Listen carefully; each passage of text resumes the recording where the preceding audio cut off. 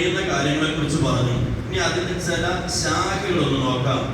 ഒന്ന്, നമുക്ക് ചില കാര്യങ്ങൾ പെട്ടെന്ന് മനസ്സിലാക്കാൻ വേണ്ടി ഒരു ഉദാഹരണത്തിലൂടെ പറഞ്ഞാൽ, ഞാനിപ്പോ എന്റെ വായിൽ ഒരു റബ്ബർ ഇട്ടു. ഒരു ചെറിയ റബ്ബർ, നമ്മൾ ഈ നോട്ടൊക്കെ കെട്ടാൻ വേണ്ടി ഉപയോഗിക്കുന്ന റബ്ബർ. ആ റബ്ബർ ഇട്ട് എന്റെ വലുതാണ്, അതിനകത്തൊന്നും എന്റെ വായിലേക്ക് വരില്ല. ആ റബ്ബർ പോലെ അവിടെ കിടത്തിരുത്തി ഞാൻ വായിട്ട് കുറേ നേരം ചവച്ചിട്ട് ആ ചവച്ചിങ്ങനെ നിന്നതിന്റെ പേരിൽ എന്റെ വായിൽ കുറേ ഉമിനീര് വന്നു, കുറേ തുപ്പല് വന്നു.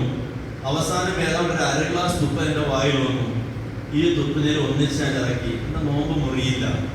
കഴിഞ്ഞ പറഞ്ഞ വിഷയങ്ങള് ഒന്നുകൂടി വ്യക്തമായി മനസ്സിലാക്കാൻ പറയുകയാണ്. കാരണം എന്താ? അത് തുപ്പുനീരായതുകൊണ്ട് എന്റെ നോമ്പ് മുറിയുകയില്ല. അതേ അവസ്ഥയില് എന്റെ ഈ തുപ്പുനീര് എന്റെ ചുണ്ടിന്റെ പുറത്തേക്ക് വന്നു, ഒരു തുള്ളി പുറത്തേക്ക് വന്നു. ആ പുറത്തേക്ക് വന്നതിനെ ഞാൻ നാക്കൊണ്ട് പെട്ടെന്ന് എടുത്ത് അകത്താക്കി ഇറക്കിപ്പോയി, നോമ്പ് മുറിയും.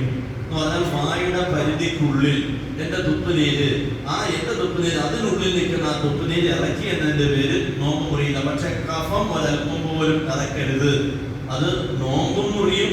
അതുപോലെ നമസ്കാരവും പാത്തിലാവും. പലരും അത് ശ്രദ്ധിക്കുന്നില്ല. നമസ്കാരത്തിനിടയ്ക്ക് കാര്യമായിട്ട് തൊണ്ടയ്ക്കാനായിട്ടും കഫം കൊണ്ട് വരും, അത് അവിടെ നിന്ന് ഇറക്കുകയും ചെയ്യും. നോമ്പ് മുറിയുന്ന കാര്യങ്ങളുകൊണ്ട് നമസ്കാരം പാത്തിലാകും. അതുകൊണ്ട് കഫമൊക്കെ വന്നു കഴിഞ്ഞാൽ അതിനാണ് എല്ലാവരും എന്ത് ചെയ്യുന്നത്? പഴയ കാലത്തിൽ എല്ലാവരുടെയും കയ്യിൽ എന്ത് ചെയ്യും? ഒരു കൊച്ചു ടവല് കാണും. ഈ ടവൽ എന്ന് പറയുന്ന സാധനം നമുക്ക് പെട്ടെന്ന് എടുക്കാൻ പറ്റുന്ന ഭാഗത്ത് നമ്മളിങ്ങനെ ഫിറ്റ് ചെയ്ത് വെച്ചിരിക്കുന്നത് എന്തിനാ? നമുക്കൊരല്പം കഫം വന്നാൽ ഒന്നും നോക്കണ്ട, നെജസല്ല, പക്ഷെ നികൃഷ്ടമാണ്, നെജസല്ല. അത് നമ്മൾ പള്ളിയിലെങ്ങും ആക്കരുത്. അത് നമ്മൾ എന്ത് ചെയ്യുക? ഇങ്ങോട്ട് എടുക്കുക, നമ്മൾ അതിലേക്ക് എടുക്കുക. എടുത്തതിന് ശേഷം നമ്മുടെ ശരീരത്തിൽ എവിടെയാണോ വെക്കാൻ പറ്റുന്നത് സ്വസ്ഥമായിട്ട് അതിലേക്ക് മാറ്റുക. അത് ഇറക്കി പോയാൽ നമസ്കാരവും പാത്തിലാകും, അതുപോലെ തന്നെ നോമ്പും പാത്തിലാകും. പിന്നെ ഒരു വിഷയമാണ് ഊരിലെ രക്തം. ചില ആൾക്കാർക്ക് ഈ പല്ലിന് ചെറിയ പ്രശ്നം ഉണ്ടായിട്ട് ഊരിന്റെ രക്തം വരും. ആ രക്തം കലർന്ന തുപ്പുനീര് യാദൃച്ഛികമായി വല്ലപ്പോഴും വരുന്നതാണെങ്കിൽ അതിനെ ഇറക്കരുത്, അത് നമ്മുടെ നോമ്പിനെ പാത്തിലാക്കും. അതേ അവസ്ഥയിൽ ഒരാളിന് എപ്പോഴും ഇങ്ങനെ ബ്ലഡ് വന്നുകൊണ്ടേയിരിക്കുകയാണ്, സൂക്ഷിക്കാൻ നോക്കാത്ത അവസ്ഥയായി എങ്കിൽ അയാൾക്ക് അഫ്വും ഉണ്ട്. അതുപോലെ തന്നെ ശ്രദ്ധിക്കേണ്ട ഒരു വിഷയമാണ്, വളരെ ശ്രദ്ധിക്കേണ്ടതാണ്. നോമ്പ് മുറിക്കുന്ന സമയത്ത് എല്ലാവരും അപ്പുറത്ത് നിന്ന് എന്ത് ചെയ്യും? ജ്യൂസ് കുടിക്കും, അതുപോലെ തന്നെ ഫ്രൂട്ട്സ് കഴിക്കും. ചില ആൾക്കാർ ചായ കുടിക്കും, ചില ആൾക്കാർ സിഗരറ്റ് വലിക്കും. ഇതെല്ലാം സാധാരണ നോമ്പ് മുറിക്കുന്ന സമയത്ത് വരുന്നതാണ്. അതുകൊണ്ട് സിഗരറ്റ് വലി എന്ന് പറഞ്ഞ സാധനത്തിൽ ഒരു വിട്ടുവീഴ്ചയില്ല. കാരണം ആ സാധനം സമ്പത്ത് പാഴാക്കലാണ്, ഹറാമാണ്, ആത്മഹത്യയാണ്. കാരണം അതിന്റെ പുറത്ത് തന്നെ എഴുതി വെച്ചിട്ടുണ്ട് പച്ച മലയാളത്തില്, ആരോഗ്യത്തിന് ഹാനികരമാണ്. ആരോഗ്യത്തിന് ഹാനികരമാണ് ഈ പറഞ്ഞ പോലെ ആത്മഹത്യ എന്ന് പറയുന്നത്. അറിഞ്ഞു വെച്ചുകൊണ്ട് ആ പൈസ കൊടുത്ത് എന്തിനാ നമ്മുടെ ശരീരത്തെ നശിപ്പിക്കുന്നത്? അങ്ങനെ നമ്മുടെ ശ്വാസകോശത്തിന് പ്രശ്നം വന്നു, അത് നമുക്ക് ക്യാൻസർ ആയി, അതിന് ചെലവഴിച്ച ലക്ഷങ്ങളായിരിക്കും. 1 രൂപയ്ക്ക് പോലും നമുക്ക് പ്രതിഫലം കിട്ടില്ല. 1 രൂപയ്ക്ക് പ്രതിഫലം കിട്ടില്ല. നേരെ മറിച്ച് നമ്മൾ സിഗരറ്റ് വലിച്ചവനല്ല, അല്ലാത്ത രൂപത്തിൽ നമുക്ക് എന്ത് ചെയ്യും? ശ്വാസകോശത്തിന് അസുഖം ബാധിച്ചു, അതിനെ ചികിത്സിക്കാൻ ഒരു 10-40 ലക്ഷം രൂപയായി. ഒരു വിഷമവും വേണ്ട. ആ ചെലവഴിച്ച പൈസ സദക്കയുടെ കൂട്ടത്തിൽ നമുക്ക് അല്ലാഹു തആല എഴുതി തരും. കാരണം ഒന്ന് നമ്മുടെ അതിക്രമം കൊണ്ട് പറ്റിയതാണ്, ഒന്ന് താനെ പറ്റിയതാണ്. അതുകൊണ്ട് സിഗരറ്റ് വലിക്കുന്നത് സൂക്ഷിക്കുക, വിട്ടുവീഴ്ച ഒന്നുമില്ല. നമ്മുടെ വിഷയം അതല്ല, നോമ്പുമായി ബന്ധപ്പെട്ട വിഷയം. ഇതൊക്കെ നമ്മൾ കഴിക്കുന്നു. കഴിച്ചതിന് ശേഷം നമ്മൾ നമസ്കരിക്കാൻ വരുമ്പോൾ നമ്മുടെ വായിൽ അതിന്റെ അംശമുണ്ടെങ്കിൽ, അഥവാ ചില കൈകെട്ടി നിൽക്കുമ്പോഴാണ് നാക്കൊണ്ട് അവിടെ നിന്നൊക്കെ വലിച്ചുകൊണ്ട് വരുന്നത്.